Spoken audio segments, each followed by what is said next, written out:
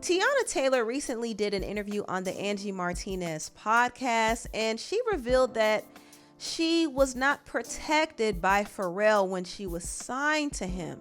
Teyana also spoke more openly about her issues in the industry. To find out more, stay tuned and watch this video.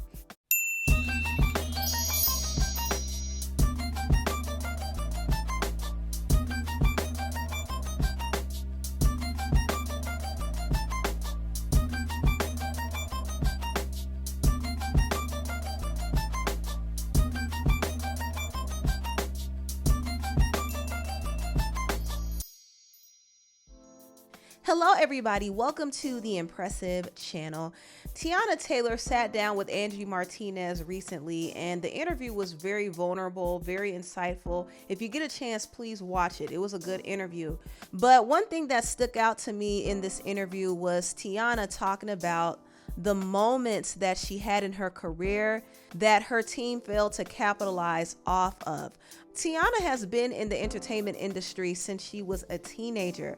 At the age of 15, she was signed to Pharrell's label called Star Trek Records, which was under Interscope. And Teyana was first introduced to the public on MTV's My Super Sweet 16 show. And she made appearances in videos like Jay-Z's Blue Magic video and Webstar and Young B's video Chicken Noodle Soup. She also was responsible for choreographing Beyonce's Ring the Alarm video. And Beyonce was highly impressed with Teyana. For Teyana to be so young, yet have so much talent and so much direction and vision was truly impressive. And Beyonce was even interested in taking Teyana under her wing. I had already worked with Beyonce when I just got signed to Pharrell, and working with Beyonce, like her even asking me like, what's your situation? You know? I will never forget that day. What do you mean? Because I had just signed with Pharrell, and I had worked with her on the Ring the Alarm video, and I sung for her. I was young, but I walked in like full of life. I was like, hey everybody, I'm Teyana. Like, oh, she loved it. She loved it, you know? So it was just like, you know, after we got the work done and we kind of like just had a moment to like wind down, she was like, what's your situation? Like, are you signed? Like, you know what I'm saying? And I'm like, yeah, I'm signed to Pharrell. I just signed to Pharrell. She's like, is the ink dry? And I was like, yeah, you know what I'm saying? But it's just like, honestly, like, you know, she's been so supportive. Like anytime I would run into her, like she always knew everything that I had going on. You know what I'm saying? And she gave me genuine love. You know what I'm saying? And she didn't know I was signing for Pharrell, none of that. She was like, what's up? What we doing? You know what I'm saying? Like she saw something. She saw the thing that people see in you. Exactly. Yeah. So early on in Teyana's career, she did get some major co-signs. In 2008, she released her debut single called Google Me. And this was supposed to be the lead single for her first album. However, this album never came out. The onus lied on Pharrell to make sure that her project was released, but Pharrell was way too passive, and also he was way too busy.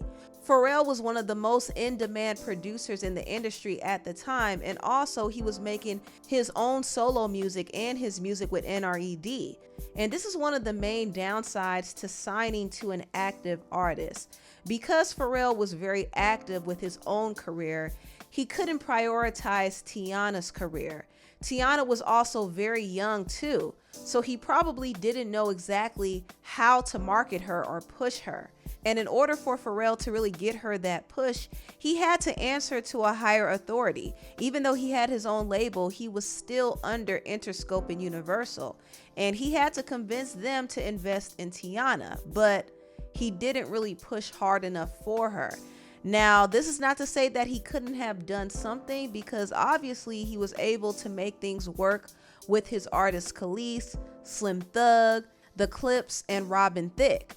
But even with those artists, there were some complications on the business side.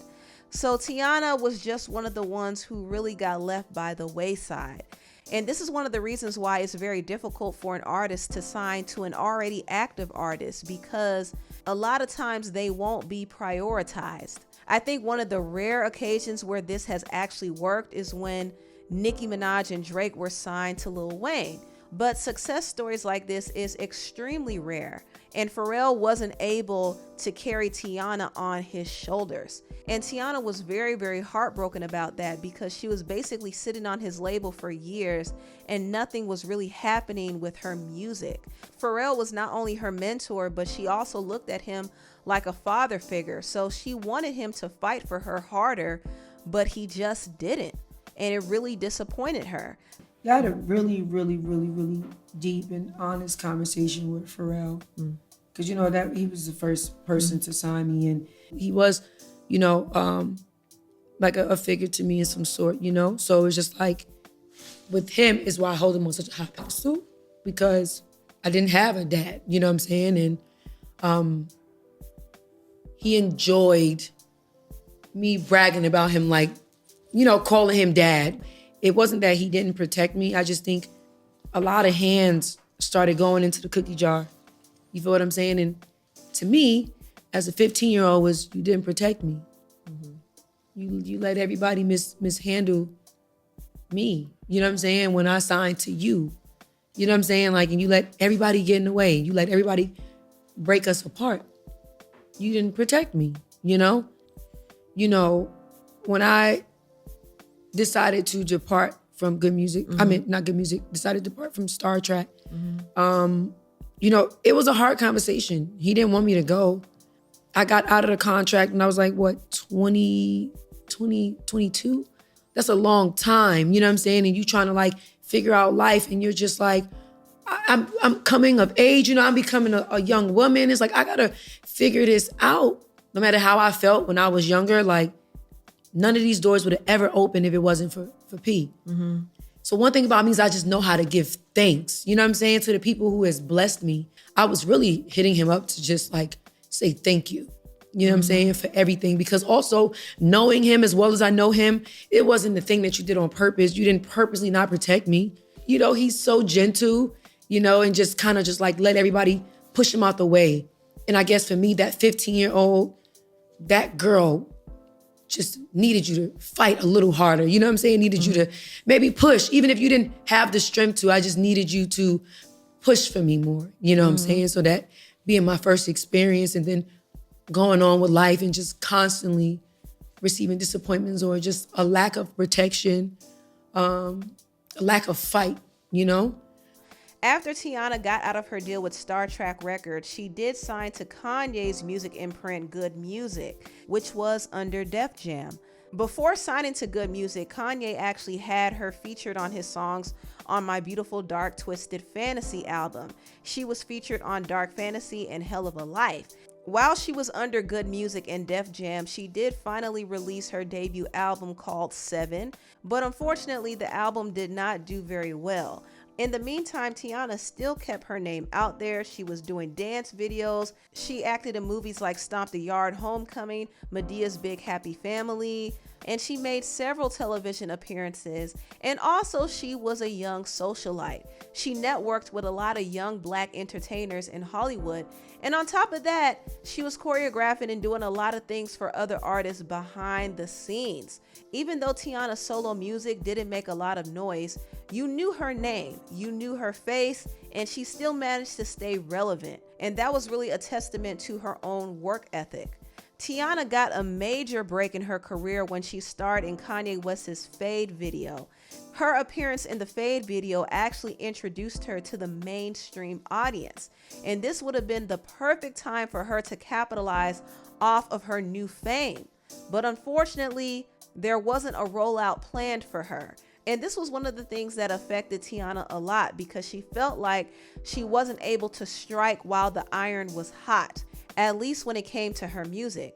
Now, Teyana was able to capitalize off of the Fade video in other ways. She got a lot of endorsement deals. She got a modeling contract. She had a workout plan. She was posted on a lot of mainstream publications. So she did get a lot out of it, but it would have been amazing for her music career if she was able to release a single or an album right after that video dropped. It just would have made business sense and it would have catapulted her music career. Like, it seemed like every time you got to the door, it slammed in your face. That was the feeling that I was having. You get what I'm saying? Even all the way down to Fade. Like even when Fate came out, I told you I didn't know that it was dropping. I think probably like the day of, I still didn't really all the way know. I didn't know. I wasn't even there. I definitely want my just due. It's disheartening at times. It's discouraging at times. I feel like, damn, I work really hard. And to know that it's little shit that's the reason why it's not going where it could be. Like, I personally feel like after Fade came out, my album should have dropped at least a solid 2 weeks after. Was it ready? I had no album. I did not know when Fade was coming out. Yeah. It wasn't a plan. Mm-hmm.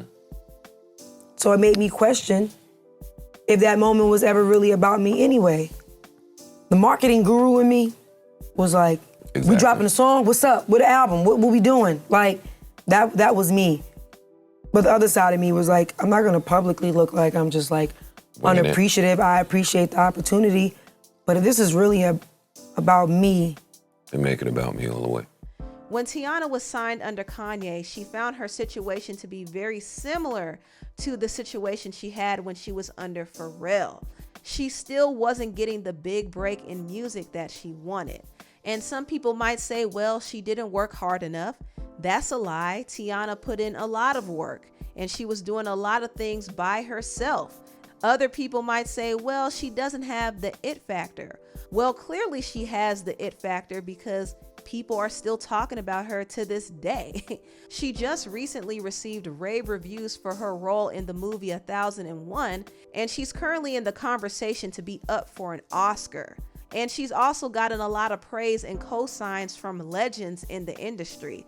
So she obviously has the it factor, and she has good music, and she's an amazing talent. She could sing, she could dance, she could perform, and she could act, she could write, she could direct. She has all the ingredients, but it was a matter of finding the right recipe. And ultimately, she needed the right team behind her.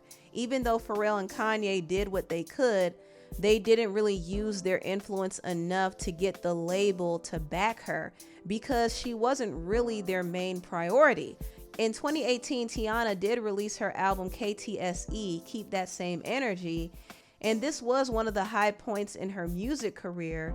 But even still, the rollout wasn't handled the best. It wasn't really prioritized by Kanye because Kanye was going through other things. He was in the midst of this whole beef with Drake and Pusha T. He was juggling his Yeezy brand. Also, he was producing albums for other artists like Pusha T, Nas, Kid Cudi. He was working on his own stuff.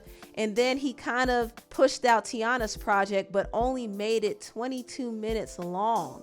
So her album was not really high on the priority list, but luckily for Teyana, she was able to get a few hits from this album, including her biggest hit, Gonna Love Me. So it ended up working out for her, but she was completely unaware that her album was going to be so short and her verses were going to be cut.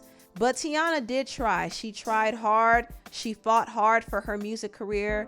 And in 2020, she did release her last album under Good Music and Def Jam called The Album. And this is her best performing album to date. After she released this album, she did announce that she was retiring from music. Yes, I am going to feel underappreciated if I'm putting in 110% and my label is giving me,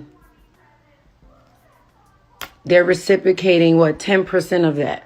I asked Def Jam to drop me on almost 10 different occasions. And until I'm free, until I can get them to release me, yes, I want to retire. I don't want to do this anymore because the shit that it come with, it's not giving that.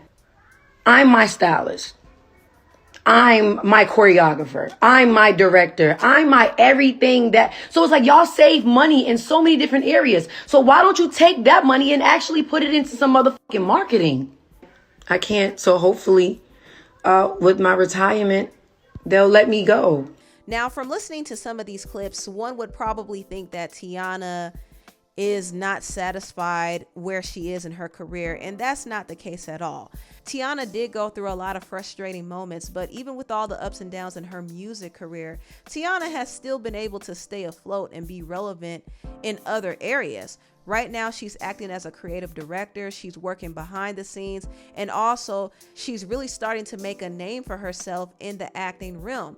Like I said, she's already up for the Oscar conversation because of her performance in the movie 1001.